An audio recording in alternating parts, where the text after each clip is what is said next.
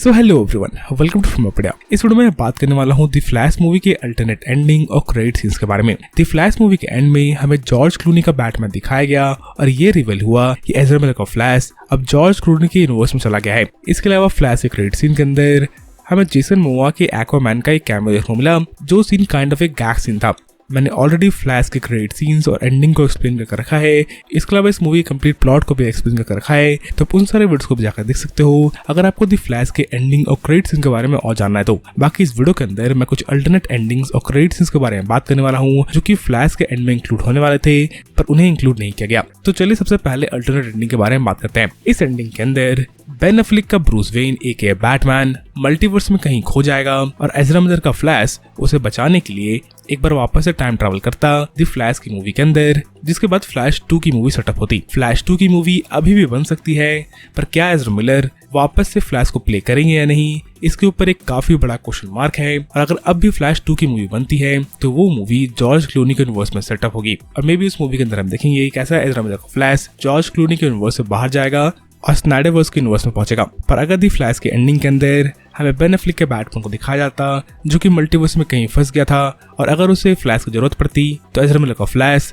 Ben Affleck के Batman को multiverse में बचाने के लिए जाता, जो क्रेडिट सीन या एंडिंग फ्लैश 2 को काफी अच्छे से सेटअप करती। सो ये थी पहली अल्टरनेट एंडिंग।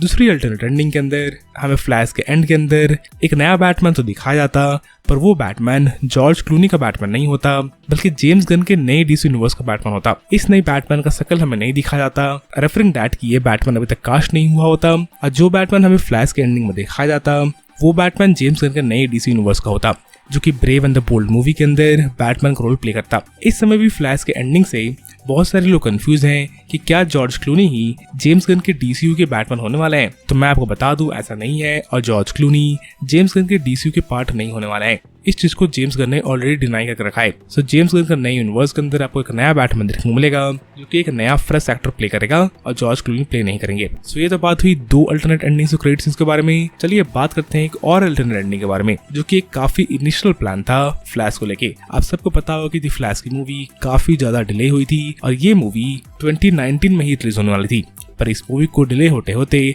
2023 हो गया।